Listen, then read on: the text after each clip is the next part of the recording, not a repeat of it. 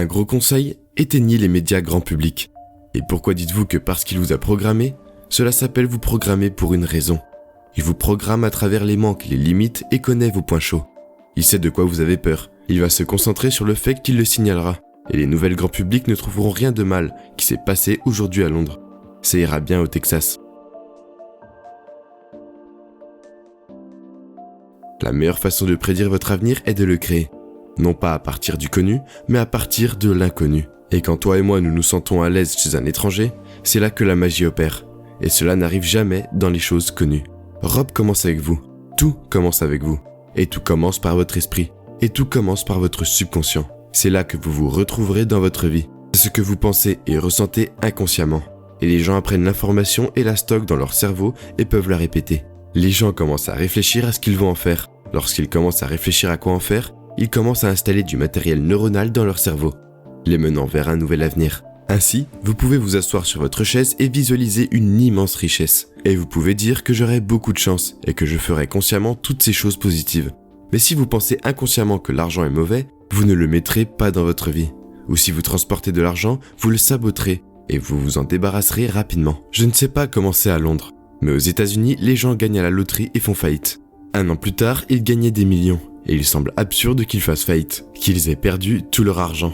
Mais lorsque vous diminuez cette libération de croyances, le subconscient accepte immédiatement que le subconscient ne fonctionne qu'à partir d'une programmation préalable.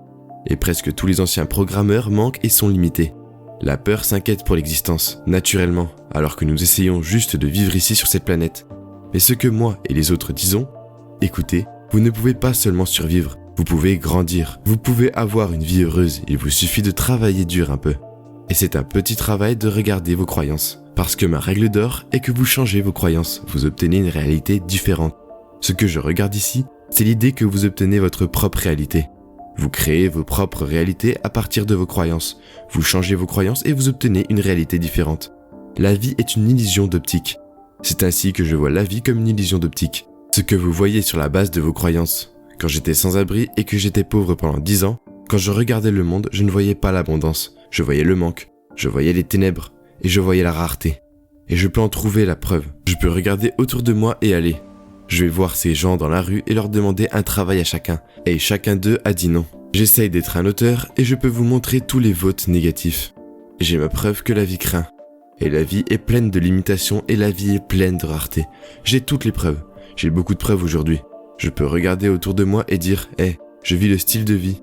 Les riches et les célèbres, je peux aller à Londres. » et faire une super émission de télévision à la dernière minute. Vous savez de quel genre de vie magique s'agit-il ? Et je peux regarder autour de moi et trouver toutes les preuves de l'abondance. C'est réel. Les deux sont réels. Selon mon état d'esprit, je verrai ceci ou je verrai cela. Pour la plupart des gens, ils trouveront cela insuffisant et limité. En partie parce qu'ils y sont préprogrammés. Et en partie parce qu'ils prêtent attention aux médias grand public. Et je donne à tout le monde un gros conseil. Éteignez les médias grand public. Et pourquoi dites-vous que parce qu'ils vous programment, cela s'appelle vous programmer pour une raison. Il vous programme à travers les manques, les limites et connaît vos points chauds. Il sait de quoi vous avez peur. Il se concentrera sur cela. Il le soulignera. Et si les informations grand public ne trouvent pas que quelque chose de mal s'est passé aujourd'hui à Londres, ils le trouveront au Texas et diront « Bonjour, au Texas aujourd'hui, quelqu'un a été assassiné » et ils le mettront devant vous pour vous faire peur.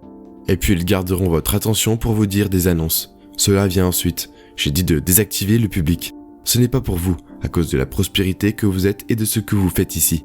Et je dis aux gens de choisir des informations.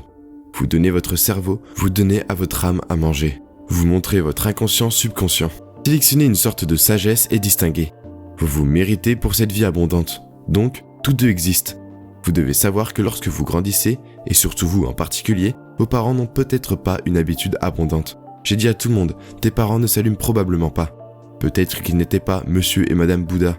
Vous savez, ils peuvent avoir leur propre émission. Non pas leurs propres limites. Ils le téléchargent pour vous. Vous êtes un gamin. Vous ne savez pas mieux. Alors vous entrez dans le texte. Culture. Vous allez dans les médias.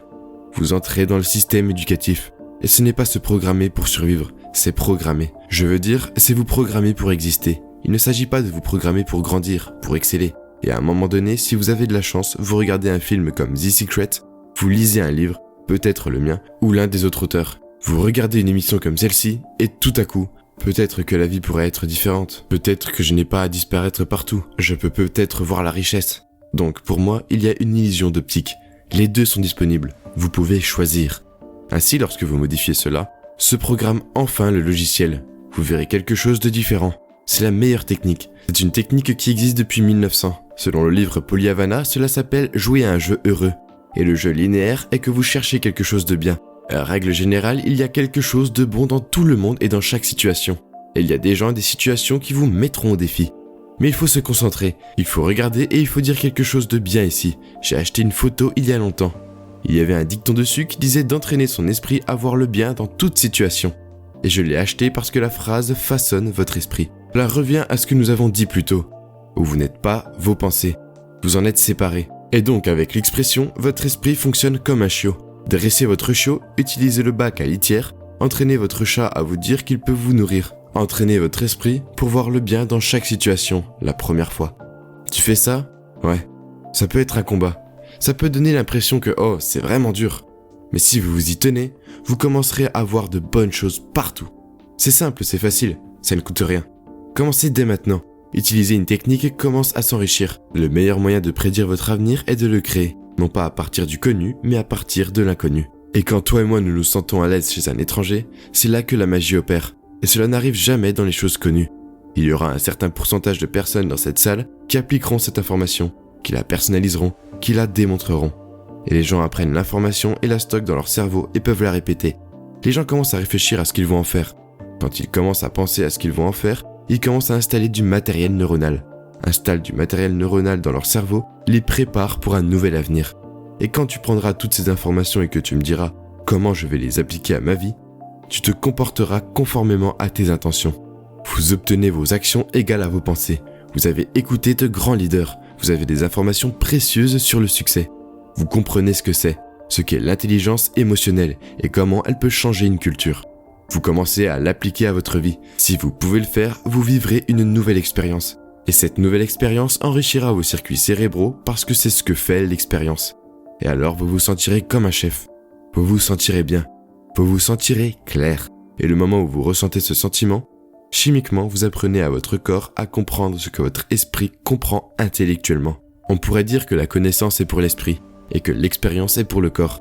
À ce stade, vous incarnez le leadership. Votre corps réussit. Vous incarnez la clarté. Pourquoi ?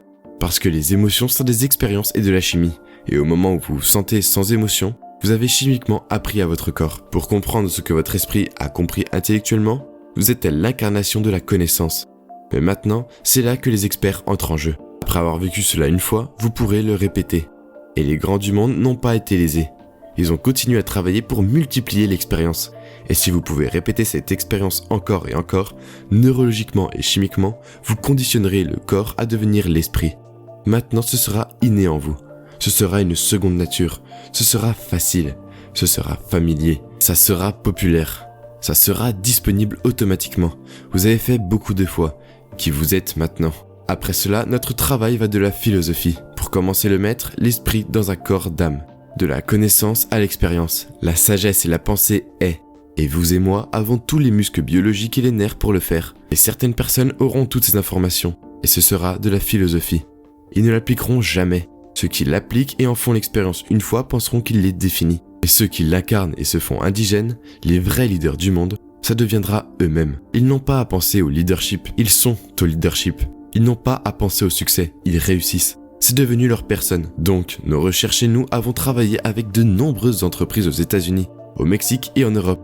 Nous avons travaillé avec Sony Entertainment, Cisco, Coca-Cola et nous avons travaillé avec Pepsi. Nous avons travaillé avec de nombreuses entreprises différentes à travers le monde. Et nous savons que si vous donnez des informations aux gens, si vous donnez aux gens des informations fiables, ils peuvent les répéter. Ils le transmettent à leur cerveau, ils créent un nouveau modèle de compréhension. Si vous leur montrez comment appliquer ces informations, si elles le font correctement, elles auront une sorte de transformation. Cette transformation n'est pas quelque chose qui fait que les gens se sentent mauvais ou indignes. Cela les conduit à ouvrir des cœurs. Cela leur fait sentir la joie, la gratitude. Ils se sentent différents. Et si vous pouvez créer ces émotions élevées et que vous enseignez aux gens plus d'informations, ils continueront de changer.